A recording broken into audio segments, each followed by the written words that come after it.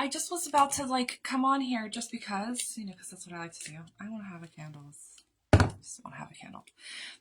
It makes me feel pretty, and my environment's pretty, and so like I was gonna go, and I was like, okay, so I can make a video about this, or I can make a video about this. So I had like a couple of things that I wanted to do. One of the things that I thought would be super fun is to show off some of these kooky little things that I've got going in my life with clothes. So I've got all these cute little things that I've been doing. I wanted, so I have like a picture on, maybe it's Pinterest, of like a t-shirt, and it has like on it like a bra top that's like frilly. So it's like you can buy something cheap at the thrift store, or you can get one on like Shein or something like a bra top that's frilly and like a little too much, and put it on a t-shirt. You get like a white t-shirt and sew it on. You have this like crazy little shirt that you can wear. It's like, this is cute. And then I was like, and I have this, my grandmother gave me a shirt of hers. It's really sparkly. See this? It's actually pretty. Is this a pretty shirt? I'm like, I can't wear it, but I could probably try to pull it off with some like black slacks or something. Do you wear slacks? So anyway, so I went outside in the meantime, and my Ipsy bag arrived. Like, it was very, what's the word? Timely. So here I am, and I've got, this is going to last for 24 hours. My eyebrows aren't moving for 24 hours because I just got this 24-hour brow setter. This is like, I probably could set my hair, but I'm not that exciting. This month I got some perfume. Considering how expensive perfume is, getting a little tiny vial of perfume is always a really nice treat. And another lip liner, and they've given me like 6 of them in the last little time. This is something that looked like, I saw the pretty pink,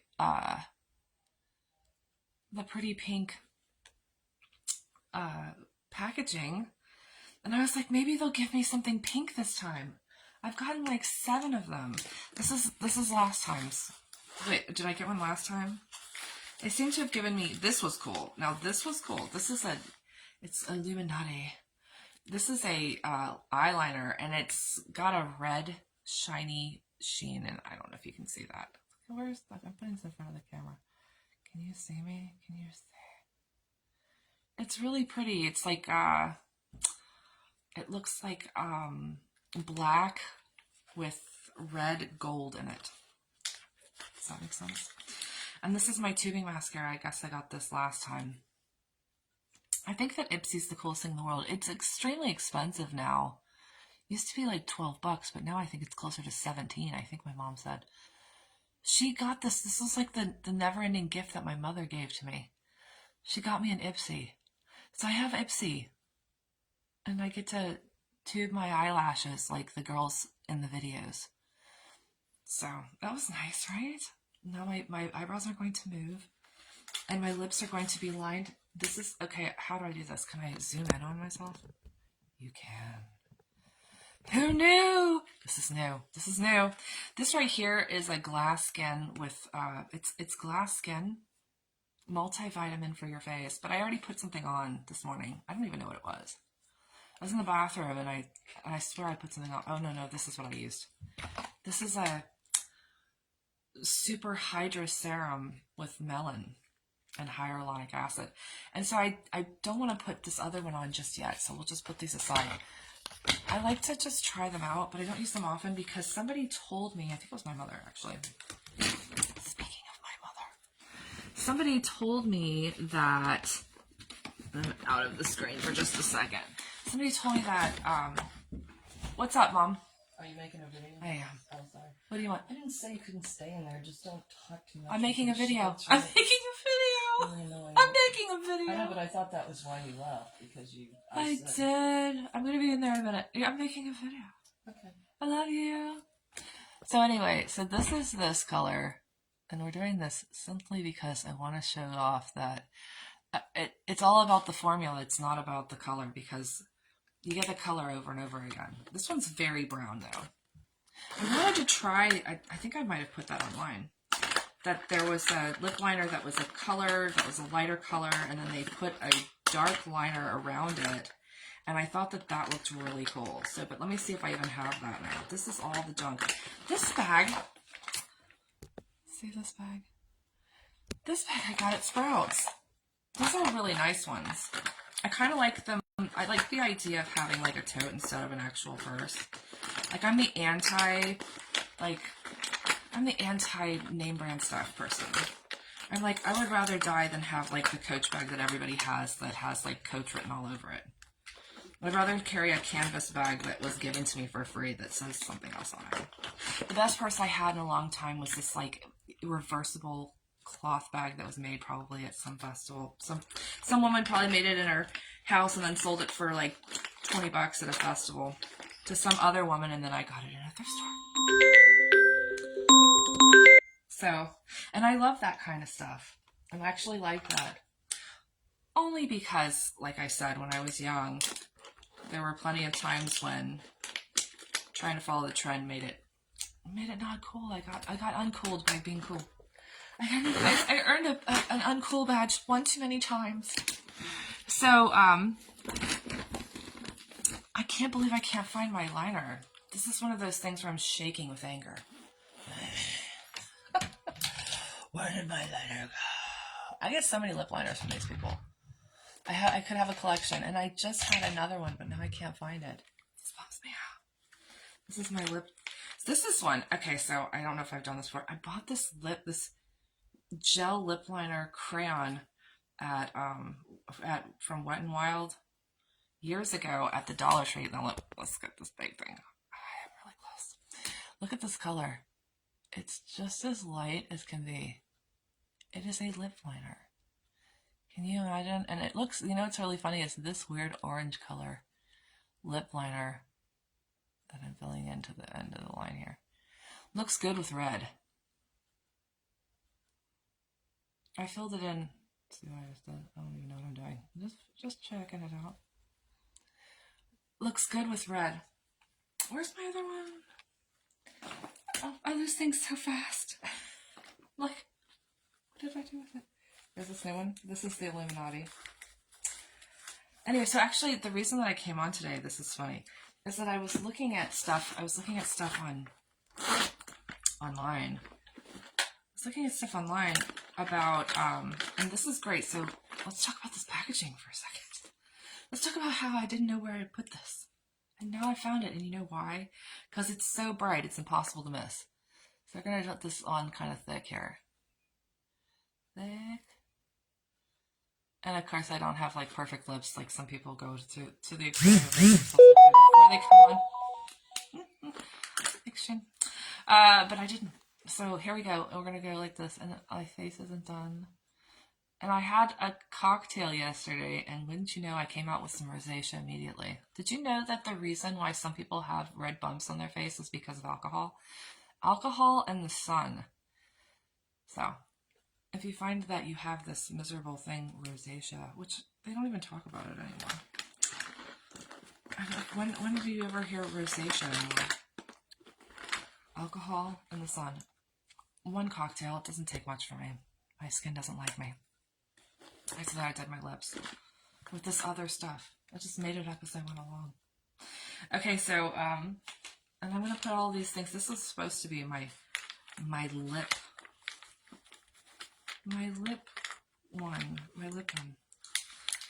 one. And one time, so this was just like a regular gel, and I put some glitter in it. I just like to play with stuff, you know, just make stuff up. Have you guys ever seen Baby Mama? She's like, I just like to make outfits and stuff. I just like to make outfits and stuff. So I was reading an article. Today is the day after. What's his name? Gosh golly. Today's the day after Richard Feynman's birthday. He's a famous physicist. I love him the most of a lot of them. Like the most of a lot of them. I think I love all of them the same. No, I like that guy. Anyway, the reason being is because intelligence level was low. Like, so they're like, if you look up anybody, you can look up all kinds of people's IQs online. Like, say somebody who would you like to look up online? Socrates. They probably have like an estimation of what Socrates' IQ level was, which is hysterical because he's been dead for so long. I want to get this off of my eye here. I think that's actually just where I like was sleeping like this last night. So anyway, so Socrates IQ probably was high, and I probably have it somewhere in the 160s or something like that. Something like that, just like the other guy, Einstein. And the IQ quotient hasn't been around that long, so it's kind of funny. They just kind of guesstimate, and they do it to all kinds of people. It's not just smart people. I bet you could find it out for like Thomas Jefferson or something like that, which is funny. Maybe and maybe not, but somebody could start a web page where you go and learn about whose IQs were certain things. Wouldn't that be neat? All right. So anyway, this Richard Feynman guy's IQ is in like the 130s or something. It might even be in the 20s, which would be really weird. But it was very relatively low for somebody who's like a highly successful physicist. I really enjoyed some of the things that he did were kind of momentous. So you can go and look at where he had his place in like the discovery of certain kinds of things. A lot of this stuff repeats itself. This morning, I was supposed to be looking at Richard Feynman, but I have a Greek Reporter article about Anaxagoras. He was another one of the troublemaking Greek tards. I call them Greek tards because I didn't mean to. Yeah, so my mom the other day, we were watching one of those shows because she's a game show network person. And so we were watching a show and she's like, I just don't think that that's the Greeks that did that. I think that that's somebody else. The Greeks didn't really remind me of superstitious people. I'm like, the Greeks weren't superstitious people. People don't know that because people like Anaxagoras and Socrates are the names that people remember, or even not just the names, but like people who don't know about Greek history know about the philosophers. So like it's like a thing that is popular in culture. It's like a little puff cloud of the floating around of what people have an idea. You like look up and it's like, oh, that's Greek culture. The Greek culture being very smart and not superstitious. But in reality, Socrates was killed and Anaxagoras was exiled because of their less than superstitious beliefs. And the beliefs that are superstitious are actually religious in nature. So that's not really a superstition unless you look at their religion as we do from the modern point of view as just a bunch of weird myths that people made up. All these things, I think I've looked at that a couple times, and all of these things kind of were passed around from group to group. There was an actual generalized religion at some point where these things kind of were all the same. So I'm like, yeah, that's weird, but it was like everybody kind of thought about the gods being the water and the fire and everything else. So, but then these guys came along for whatever reason, and we don't know, and that's the thing that we want to know. You guys tell us when these Greek guys started saying, well, wait a minute, fire is fire. And how did they come up with that? And what made them decide that they could even do something like that? So Anaxagoras, I read the article. I'll tell you about him a little bit. He was a wealthy guy, and he decided that he wanted to be smart. And I guess philosophy wasn't just because philosophy is cool to just like look at things. It was also because like there was like a cult of these mathematicians probably. I assume that Pythagoras played a major role in people coming out of so we just were talking about that, but we're not going to say it 100%.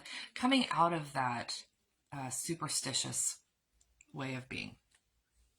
And then so Anaxagoras comes along, and he's like if you read what he did, if you read who he was, you would see that he was just so smart.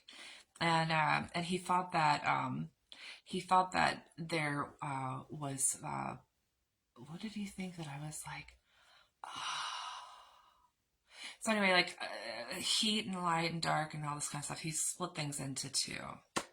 This is where I came up with this. I was like, I'm going to blog about this. This will be funny. So like I'm thinking about this like good versus evil thing again. And so Anaxagoras like decided that there were no gods. There's just hot and cold and light and dark and pretty things. Like later on, we're like, do you see that when you cut something in half and it's like one half looks like the other half? Symmetry. That's right. So he kind of like was one of the precursors. All this modern stuff is as old as the hills, literally. And so Anaxagoras did all this kind of cool stuff. I can just run my mouth forever. Anyway, so he came up with that idea, and he was like, there's no God, but he did decide that there was mind. There was like mind. And it's a kind of a great idea for people that are materialistic. So he was maybe the first materialist. And I'm always talking about materialists. I'm like, aren't they neat? They sure are. They're the neatest because they're right, because Anaxagoras was right about a lot of stuff. So he was the first person to come up with the idea that everything is mind, and some of the stuff that he said was really good. Like I wouldn't mind having access to like there's really great scholarly stuff in it, just like has like just real lengthy catch all of a lot of really great stuff. It would be cool if there was one like that for him. I wish I could find it. I would love to look at some of the stuff that he thought, especially like when it wasn't, I mean, like people pass stuff down for years and years and years and years and years. So, but you don't know until you read the actual thing. Like a lot of the stuff is fun to read on your own. I've never done that, but I'm sure that I would like it. Just kidding. I did, you know what I read? I read some of the apocalyptic writings that Isaac Newton did. So anyway, I like to read stuff sometimes. So Anaxagoras is like the one who came up with the actual things that are going on, and before, people just kind of had this silly religion that like didn't really. I don't believe that. I actually think that like the way that things were attributed and how they were meant was probably something that had more to do with a deeper, more meaningful thing. They didn't have gods of fire and earth only. They had gods of all and things like that. And they worshipped things that were probably important, maybe because they were powerful for respect and stuff like that. I'm going to have to look into that. That's going to be one of my little pursuits. Why would people have to have this categorical stuff for gods for religious purposes when they just didn't have to have those? When later on we have things like Jesus where it's just like cut out the BS. So anyway, and Jesus, I'm in the religious camp, so I'm like, I believe in this, like that there's like this whole spiritual realm, spirit. I remember one of the things that Anaxagoras said that was so cool is like, obviously flesh came from flesh. It's like, it comes from flesh from flesh. Cool stuff. For for any reason though, just because flesh is flesh. You know what I mean? So cool. And then he came up with ideas about the eclipses, and he came up with ideas about there being a lot of different substances and then having purpose. He thought that there was an infinite amount of stuff, but I just read yesterday that some physicist, Maxwell maybe, he shut that argument down, and I don't know if it was Maxwell, but he was celebrated yesterday as well on my Facebook. Just look the fluff. So anyway, and then I was thinking about good versus evil, because like if evil is the antithesis, the opposite of good, then it's like unrest and misery and all this kind of stuff. So I'm like, evil's bad. And then I wanted to, and this is a stretch, y'all.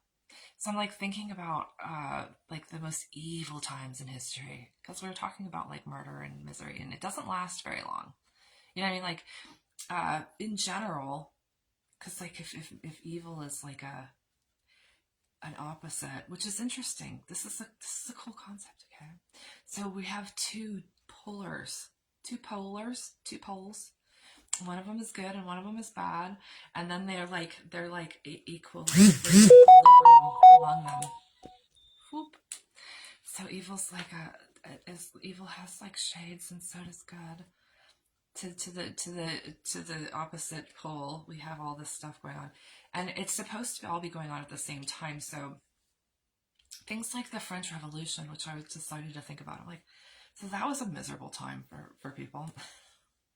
I'm like, how did that happen? Things just got crazy, but it didn't last for very long. Like that wasn't like a long thing. Neither did the terrible, and I mean terrible thing that happened in the last part of the 20th century. Like it was horrible. The Holocaust, that didn't last for very long either. So like these major incidences of great bad. What are some major incidences of great good? The forming of this country, the United States of America. A moment of silence, y'all. So anyway, but these things didn't last long, so I'm like thinking about how does that happen? And I'm like, the aristocracy must have been performing some really bad juju, and then it like kind of like shifted onto the populace that was like living in squalor, and they like from some kind of magnetic pull, so that they got their just desserts. Anyway, I wanted to make like a freaking short film or something. Wouldn't it be cool? If I was a cartoonist, if I was like an animator, I would make something totally killer. I would put it in a little museum. You'd be walking by and you'd be like, what's this? Oh, this is crazy. So anyway, but I'm not that person. I'm just the person who tries on lip liner and then goes into this other stuff. I can't wait to look at Richard Feynman's Caltech videos. You get to watch his actual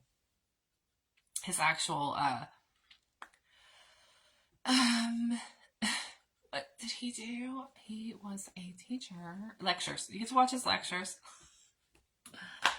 You can watch his lectures.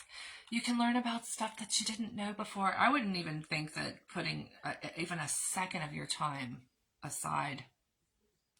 Oh no, whoops. I wouldn't want to waste another second of life without watching about oh my gosh, this has been so hard for me to say. Can you believe this? This is crazy.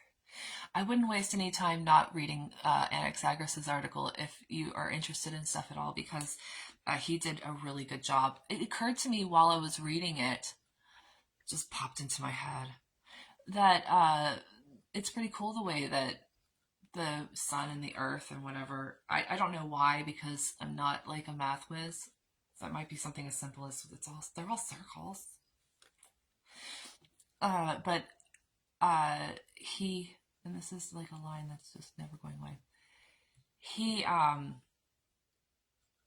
was one of the people who came up with an argument or an idea about what the eclipses were, and I'm thinking that's super neat that you can like have a perfect shadow of the moon and the sun, right? Like here's this, and then there's something in front of it, and just because of where it's at, it's like gonna cover it, and it happens like that. It must have something to. It must be like that a lot, and then like because of the ellipse or something, it's like at a perfect time or something to do that. Who knows? I'm not actually a math or a science whiz. I'm just a regular girl who likes stuff like that. I just like it. Just like I like eyeshadow. But anyway, so that's where all cool stuff's today. Anaxagoras, just like Socrates, was exiled. No, they weren't. He wasn't. Socrates dead. They didn't get along with the people in charge because the people in charge were superstitious. So that happens sometimes. Y'all have a great day.